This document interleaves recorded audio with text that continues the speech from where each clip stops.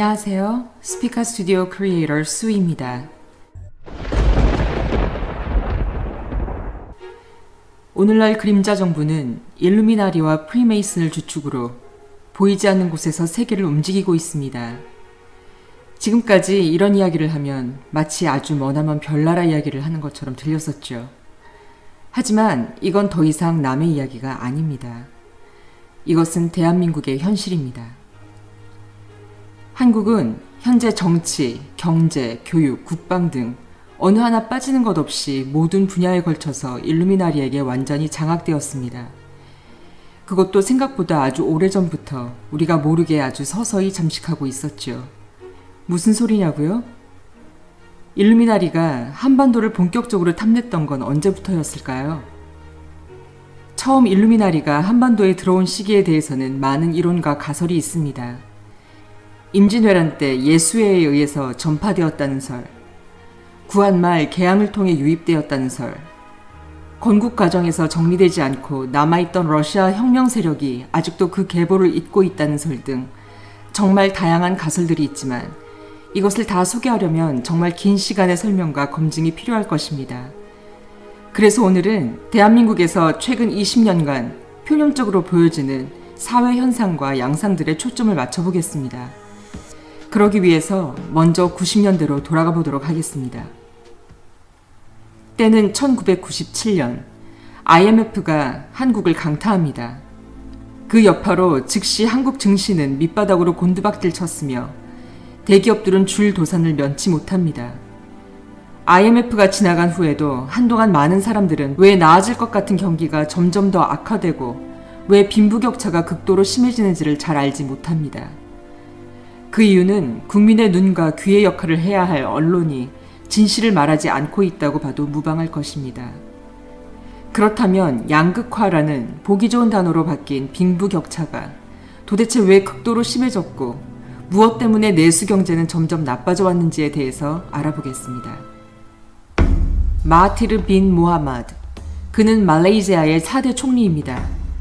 그는 아시아 외환위기 당시 외환위기는 동남아를 포함한 신흥공업국의 경제를 국제 유대 자본에 예속시키려는 그들의 음모다라고 주장하면서 유대계 금융투자가인 조지 소로스를 이 음행 수행의 주범으로 몰아세웠습니다.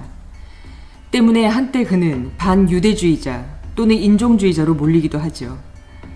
이런 비난에도 불구하고 그는 IMF가 내놓은 처방과는 정반대로 변동환율제를 고정환율제로 바꾸고 이를 밀고 나가 성공을 거둠으로써 IMF 방식만이 최선의 해결책이 아님을 입증했습니다.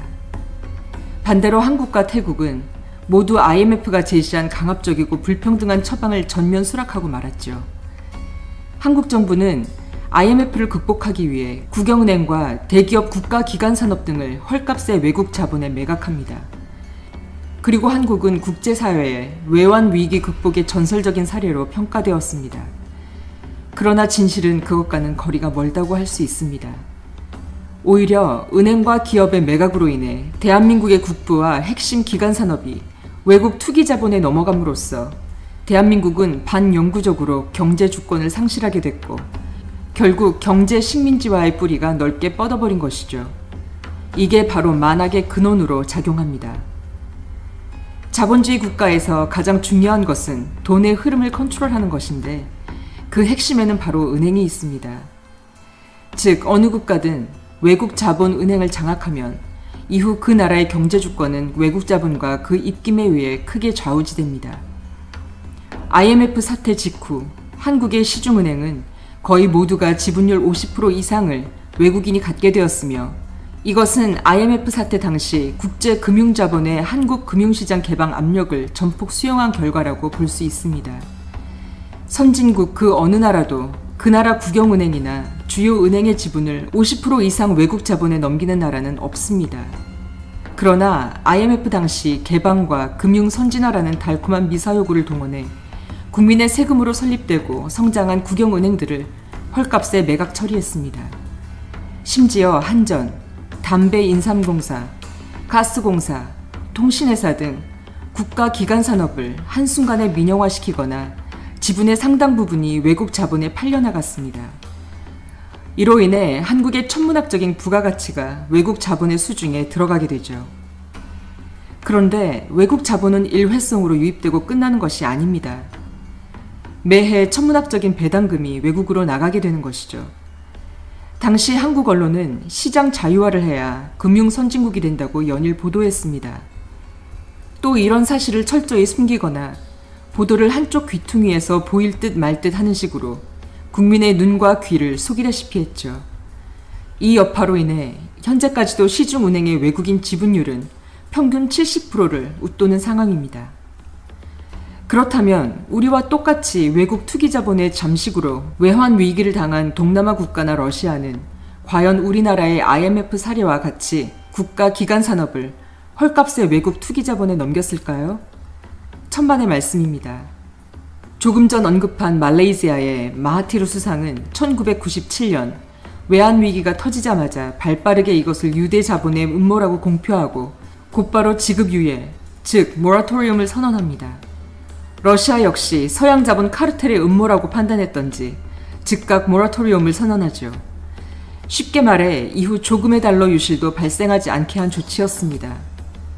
외국 자본이 자국 내의 달러화를 빼내가지 못하도록 걸어 잠근 것이죠. 이러한 행동이 겉으로만 보면 서양 자본과 대적하는 무모한 행위로 보이겠지만 사실은 향후 국익을 위한 아주 적절한 행보로 평가됩니다. 남미의 경우에도 우리가 97년 겪었던 외환위기와 같은 상황이 연출됐었습니다. 일루미나리는 유대 자본의 하수인 기관이라고 비난받는 IMF와 월드뱅크 등을 이용해 남미의 고금리로 달러화를 대출해주고 여기서 나오는 이자로 폭리를 취했습니다. 남미의 대다수 나라들을 고리대금의 빚에 허덕이게 만들어서 그 나라들의 국부와 기관 산업을 장악하는 전형적인 수법이었던 것이죠. 이것은 97년도에 우리나라에 벌어졌던 일과 똑같습니다. 특히 IMF 때 전 국민의 환호를 받으며 국내에 초청된 수많은 유대인들 중 헝가리 출신 미국계 유대인 조지 소로스는 마치 한국을 구원해줄 대단한 투자가인 것처럼 둔갑됐으며 한국 정부는 국내의 알짜 금융기관을 소로스의 입속으로 넣어주었습니다. 그리고 대다수의 국민들은 언론과 정부의 말을 철석같이 믿고 한국이 마치 위대한 투자가를 불러서 외환 위기를 극복한다고 찬사를 맞이 않았던 것이죠. 즉, 당시 한국의 외환 위기에 대한 대처 방식이 동남아나 러시아와는 완전히 반대되는 방식이었습니다. 말레이시아의 마하티르 수상은 기본적으로 IMF 사태가 서양 자본 카르텔이 아시아를 상대로 투기하는 것과 같다는 것을 잘 알고 있었기 때문에 자국의 경제와 핵심 산업이 외국 자본에 의해 잠식되는 참사를 막을 수 있었습니다. 그때 서방 언론은 마하티르를 잔인할 정도로 비난해댔으며 미국 부통령 엘고어 역시 마하티르를 극도로 비난했습니다. 반면에 국내의 기관 산업과 알짜 기업을 헐값에 외국 자본 입속에 넣어주는 한국 정부에 대해서는 입에 침이 마르도록 칭찬하며 당시 대통령을 한국 외환위기 극복의 영웅이라고 찬사를 했고 이것을 국내 언론들은 그대로 번역해 보도하면서 국민들을 세뇌시켰습니다. 지금 생각해보면 당시 전 국민이 동참했던 금모으기 운동 또한 석연찮은 구석이 많습니다. 어쨌든 말레이시아는 마하티르의 목숨을 건 저항 때문에 자국의 산업을 보호할 수 있었습니다. 또한 마하티르는 외환위기가 끝난 후에 스스로 자리에서 물러남으로써 서양 세력의 압박을 자신의 퇴진으로서 종결지었습니다. 즉, 자신의 수상직을 물러남으로써 서양 세력으로부터 자국을 완전히 보호한 셈이죠. 반면에 한국은 시중은행과 기관산업 등을 유대 자본의 뱃속에 넣어주고 그 대가로 영웅으로 찬사를 얻어냈습니다. 그리고 이러한 정책들은 당시 유대인이 주무르고 있던 노벨상계를 들뜨게 했으며 이후 노벨 평화상의 초석이 되기도 합니다. 그렇다면 서방 자본 카르텔은 왜 외환위기를 일으켜서 아시아, 특히 그 중에서 한국 경제의 핵심을 철저히 장악하고자 했던 것일까요? 그들은 종이돈을 발행해 세계를 지배하는 자들입니다. 또한 군사력으로 그 배후를 뒷받침하죠. 문제는 우리나라의 경우 5공화국 때까지 그들의 의도에 완전히 반하는 정책들을 펼쳤다는 점입니다. 당시 한국은 그들의 영향력으로부터 벗어나기 위해 핵무기를 개발해서 자주 국방을 이룩하려 애썼고 원자력을 발전시켜 중동의 석유로부터 독립해서 에너지 자급자족을 이루려 했습니다. 또한 농촌을 발전시켜서 식량 자급을 이룩함으로써 식량 독립화를 추진했던 것입니다. 서방 금융 카르텔이 세계를 지배하는 핵심은 식량과 에너지 자원을 독점하고 이것을 그들이 찍어내는 달러화 혹은 유로화로만 거래를 하게 해 한 국가를 점점 그들의 귀속화, 노예화 시키는 것인데 당시 한국 정부는 이것과 정반대되는 행보를 보인 것이죠. 1979년 대통령이 갑작스럽게 의문의 암살을 당하고 난 이후에 출범한 차기 정부는 가장 먼저 핵 개발 자료를 미국에 넘기고 미국으로부터 쿠데타를 인정받게 됩니다. 그리고 앞으로 영원히 핵 개발뿐만 아니라 장거리 미사일도 개발하지 않겠다는 각서는 덤으로 써주었죠. 일루미나리는 분명 1980년대 중반부터 급속도로 경제가 발전하는 대한민국을 그대로 놔둘 경우 일본을 위협하는 수준의 동북아 강국으로 커질 것이라는 것을 알고 이를 두려워했을 것입니다. 또한 북한은 이미 1994년도 북핵 위기 때 핵을 이미 개발했다고 판단한 것으로 보입니다. 그 결과 핵을 가진 북한과 경제가 발전한 남한이 합쳐지는 것을 영원히 막으려 했을 것입니다. 때문에 남한을 완벽하게 식민지화 시켜야 한다고 생각한 것이죠. 그러기 위해서는 가장 먼저 경제를 초토화시킨 후 한국의 우량 기업과 기관산업 등을 장악하면 되는 것인데 그 타이밍이 정확하게 1996년을 정조준하고 있었습니다. IMF 직전, 이전 정권에서도 세계화를 주창하며 정부 요직에 파고든 자들이 분명 있었을 것입니다. 아마도 이들은 일루미나리의 국내 하수인들이었을 확률이 높지 않을까요? 그들은 금융관리 감독의 책임하에 있었을 것이고 급속하게 단기 외화 차입이 증가하면 만약 순식간에 그 돈들이 빠질 경우 위험하다는 것을 알고 있었을 텐데도 국민들의 눈과 귀를 막았을 것입니다. 결국 IMF 사태가 일어나자마자 IMF가 시키는 대로 금융과 법을 송두리째 바꿔서 서양 금융자본이 마음대로 휘젓고 다니며 국내의 대기업과 핵심 기관산업을 헐값에 사갈 수 있도록 멍석을 깔아줬습니다. 뿐만 아니라 수많은 유대인 자본 세력을 국내로 불러들여서 그들을 대단한 구원자로 치켜 세워주었습니다. 아직도 대다수 국민은 그런 사실을 모르고 있고 그저 한마음 한뜻으로 동참한 금모으기 덕분에 외환위기를 잘 극복했다고 믿고 있는 실정이지요. 일루미나리로 불리는 유대인 자본 세력을 핵심으로 하는 서양 금융 카르텔의 최종 목표는 세계 단일 정부 수립입니다. 이 세계 단일 정부는 사회주의 공산당의 치하와 비슷한 구조라고 볼 수 있습니다. 실제로 모택동을 키워서 아시아 대륙을 공산화시킨 배후가 바로 일루미나리입니다. 또한 러시아 공산화 세력 또한 그 배후에 일루미나리가 있었죠. 모택동의 군대는 2차 대전 직후에도 고작 소총 한 자루도 제대로 못 만들던 농민군 세력들이었습니다. 누가 이들에게 총과 비행기, 군용 트럭과 탱크를 대주어서 6.25에 참전시켰을까요? 일반적으로 우리는 소련이 도와주었을 거라고 알고 있죠. 과연 그럴까요? 한국전쟁이 한창일 때 홍콩에서 모택동에게 당시 최첨단 군수물자와 탱크와 무기를 대준 세력이 누구였을 것이라고 생각하세요? 결국 세계 단일 정부 수립을 위해서는 기존의 그들이 이미 2차 대전을 이용해서 갈기갈기 찢어놓은 전 세계 국가들의 국가 정체성과 민족을 해체해야 했습니다. 그러기 위해서는 약소국들의 경제를 핵심 하수인들을 정치 지도자로 내세워 장악하고 전 국민을 빚더미에 올라앉게 해야 하며 감시 통제를 강화해야 하는 것이죠. 또한 중산층을 분개시키고 세금을 대폭 올려서 전 국민을 노예화시켜야 한다는 것입니다. 또 중산층을 붕괴시키면 대다수 국민은 하층민으로 전락하게 됩니다. 국력과 저항력은 점점 더 상실되는 것이죠. IMF 이후 10여 년간 한국에서 벌어지는 행태를 보면 세계 단일 정부를 수립하고 전 세계를 그들의 통치하에 두려는 일루미나티의 의도와 정확히 일치하는 것을 알 수 있습니다. 지금부터 대표적인 몇 가지를 살펴보겠습니다. 그들의 전통적인 수법 첫 번째, 국가와 대중을 빚에 허덕이게 만들어 꼼짝 못하게 하라. IMF 당시 대한민국 정부는 외환위기 이후 돈줄이 마른 서민과 기업을 상대로 신용카드를 대량으로 남발하게 했습니다. 신용카드 회사는 채무 이행이 불명확한 대학생 신분인 사람들을 상대로도 카드를 발급해 주었습니다. 그 결과 수백만의 국민이 신용 불량자로 전락했습니다. 둘째, 중산층을 붕괴시켜서 양극화를 심화시켜라. 중산층을 붕괴시킴으로써 단일 정부 수립에 저항하는 중산층을 약화시키려는 전략입니다. IMF 이후 10여 년에 걸쳐 제조업이 수없이 해외로 빠져나갔고 그나마 남은 저임금 제조업은 수십만의 외국인 저임금 노동력을 받아들이게 됩니다. 이른바 이주 노동자라는 해괴한 단어를 사용해 끊임없이 유입시켰죠. 그리고 이들이 한국 땅에 영원히 정착할 수 있도록 엄청난 세금 지원을 하고 있습니다.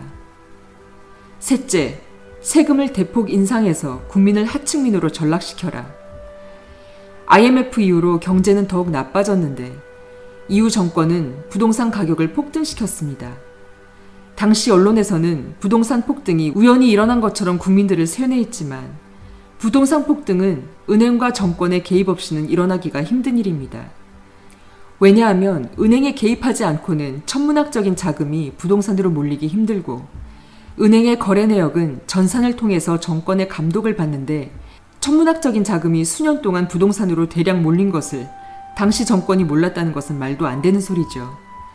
오히려 당시 한국 정부는 이자율을 대폭 내리고 각종 기업도시, 행정도시, 혁신도시 등의 개발 공약을 발표해서 부동산 폭등을 부추겼습니다. 중요한 사실은 이런 부동산 폭등으로 은행을 장악한 외국 투기 자본은 천문학적인 돈을 서민들로부터 매달 거두어들이고 있고 또한 정부가 부동산 폭등을 핑계로 부동산 보유세금과 양도세금을 엄청 올리는 구실로 써먹었다는 사실입니다. 넷째, 민족개념, 국가개념, 민족 정체성을 파괴하라.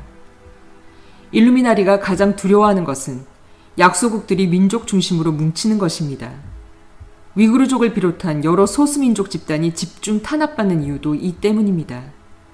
그들이 목표하는 세계 단일 정부화에서는 모든 인간을 어리석게 만들고 각 개인들에게 생체 바이오칩을 이식시켜 이를 위성에 의해 실시간으로 통제하는 것입니다.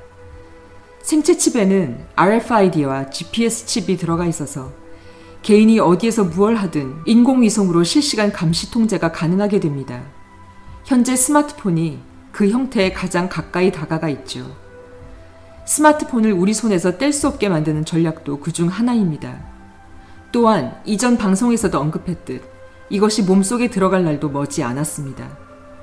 그에 앞서서 그들은 민족 개념, 국가 개념을 완전히 파괴시키는 것이 목적입니다. 한국에서는 대표적으로 호주제 폐지를 들 수 있는데 이것은 민족 정체성을 파괴하는 전략인 것이죠. 뿐만 아니라 국기에 대한 맹세에서 또한 민족이라는 단어도 없애버렸습니다.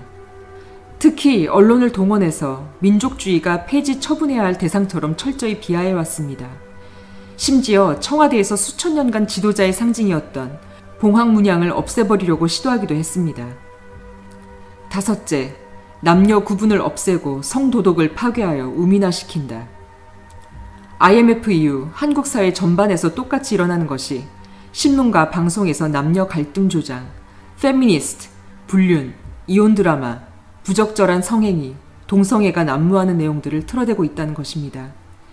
대중가요의 가사 내용들이 여성 중심적으로 변화하기 시작한 것도 90년대 중후반부터였습니다. 또한 서울 한복판에서 이런 일이 벌어지는 지금 상황은 90년대 초반까지도 감히 상상도 못할 일이었죠. 그들은 페미니즘의 감성을 자극해 여성을 끊임없이 집 밖으로 끌어내어 남녀 갈등을 조장하고 전통적 가족 제도를 파괴합니다. 가족이라는 구심체는 그들이 개개인으로 갈라놓고 통제하기 쉽게 하기 위한 개인주의에 가장 반하는 전통적 시스템이기 때문이죠. 또한 한국의 지역 감정이 70년대 이후부터 극히 심화된 것도 이와 같은 맥락이라고 유추해 볼 수 있겠습니다. 여섯 번째, 국민들의 먹거리를 통제하고 에너지를 통제하라. 일루미나리의 단일 정부 수립을 위한 핵심 과제 중 하나는 식량을 통제함으로써 대중을 통제하는 것입니다. 식량 조절은 그들이 공산주의를 개발했을 때 사용했던 방식이기도 합니다. 그러기 위해서 약소국들의 농업을 내수시장을 완전히 파괴시킴으로써 식량을 완벽하게 그들이 통제하는 국가들, 즉 미국, 호주, 캐나다, 아르헨티나 등에 의존하게 만들어야 하는 것이죠. 현재 GMO 소비량 1위 국가도 한국입니다. 또한 에너지 자체 공급도 막아서 에너지를 완벽하게 다른 국가에 의존하게 만들어야 합니다. 90년대 이후 한국의 지도자들은 북유럽이나 프랑스, 독일처럼 대체 에너지를 개발하기보다는 서양 금융 카르텔의 통제하에 있는 중동 석유의 산업 에너지를 거의 다 의존하는 에너지 식민 정책을 추진해 왔습니다. 물론 방금 말한 당시의 대체 에너지라는 것은 현재의 태양광 정책과는 또 다른 문제입니다. 7번째, 대한민국을 혼혈화, 다민족화시켜라. 전 세계에서 단일 민족으로 뭉쳐있는 거의 유일한 국가가 한반도, 즉 북한과 대한민국입니다. 한국 정부는 IMF 이후로 5년 동안 수십만의 외국인을 한국에 유입시켰습니다. 그런 현상은 이미 90년대 초반부터 가속화되고 있었으며 2000년대 들어서는 아예 이중국적과 외국인의 고위직 임명까지 허용함으로써 보다도 급속도로 은밀하게 다민족화를 추진했습니다. 물론 언론은 다문화, 글로벌화, 국제화라는 달콤한 미사여구를 동원해서 이 하수인들의 만행을 교묘히 숨겨주었죠. 지금보다 더 다민족화가 가속화된다면 불과 몇 년 새에 한민족이란 말은 더 이상 쓸 수 없게 될 것입니다. 그리고 이것이 바로 일루미나리의 목표입니다. 8번째, 극도의 혼란을 조장해서 전쟁의 불안에 대한 여론을 조성해라. 일루미나리가 써먹는 전통적인 방법은 극도의 혼란과 경제 붕괴를 조장해 전쟁을 일으킬 수 있는 좋은 환경을 만들어내는 것입니다. 끊임없이 갈등을 조장해 남녀 갈등, 지역 갈등 등을 심화시키고 우리의 가정, 이웃, 지역사회, 나아가 국가 단위를 송두리째 망가뜨리는 것입니다. 이처럼 일루미나리는 IMF 이후 대한민국의 핵심 경제 기반을 장악했습니다. 그리고 어느 순간부터인가 비정상적으로 외국인 유입이 크게 증가되었습니다. 만약 정부의 협조가 없었다면 과연 이런 것들이 가능했을까요? 자유주의, 사회주의, 좌익과 우익, 이런 구도 또한 일루미나리와 같은 서양 금융 자본 세력이 세계를 지배하기 위해서 약소국들을 양분하고 갈라놓고 싸움시키며 다스리는 꽃놀이패에 지나지 않습니다. 그들이 가장 즐겨 써먹는 단어는 개혁, 복지, 분배, 평등, 자유, 인권 등입니다. 그들은 가족 제도를 파괴하고 나아가 그 확대 개념인 공동체와 민족 정체성, 심지어 국가 개념까지도 파괴하고 있습니다. 이렇게 완전 뒤죽박죽으로 섞어놓은 뒤 결속력을 없애버리고 뭉쳐서 대항하지 못하도록 하는 것이 목적인 것이죠. 특히 일루미나리 세력이 한국을 길들이기 쉬운 상도로 생각하는 이유는 한국인의 급한 습성에서 비롯된 뛰어난 IT 기술과 한국의 교육 시스템일 것입니다. IT 기술은 그들이 구축하고자 하는 시민 감시 시스템을 완성하는 데 크게 공헌할 것입니다. 그리고 한국의 교육은 과거에 비해 비교적 창의적 방향으로 발전됐다고는 하지만 아직까지는 주입식 교육을 기본으로 하고 있습니다. 그렇기 때문에 은연중 쇠뇌가 쉽고 그렇게 한번 입력된 생각과 사상은 쉽게 바뀌지 않죠. 이 밖에도 여러 가지가 있겠지만 현실적으로 벌어졌던 그리고 지금까지도 현재 진행 중인 사안들을 정리해 보았습니다. 앞으로 20년, 30년 후에 우리는 어떤 대한민국에 살고 있을까요? 80년대 후반, 그리고 90년대 초반을 거쳐왔던 분들이라면 그 시절의 사회를 한번 떠올려 보시기 바랍니다. 그땐 분명 희망이라는 분위기가 존재했었고 전반적인 사회 분위기가 왠지 모를 기대감과 낭만으로 모두가 들떠있던 때였습니다. 이건 누구도 부정할 수 없는 사실일 것입니다. 그런데 지금은 어떤가요? 오늘 방송은 정치적인 내용이 아닙니다. 이것은 이념과 사상을 초월하는 인류의 문제입니다. 이렇게 막강한 어둠의 세력 앞에 좌우 진영 논리가 다 무슨 소용일까요? 그리고 우리가 잊지 말아야 할 가장 근본적인 문제가 있습니다. 이 두 진영의 핵심에는 모두 일루미나리의 하수인들이 반드시 존재한다는 사실입니다. 오늘 방송은 여기서 마치겠습니다. 지금까지 스피카 스튜디오 크리에이터 수였습니다. 시청해주셔서 감사합니다.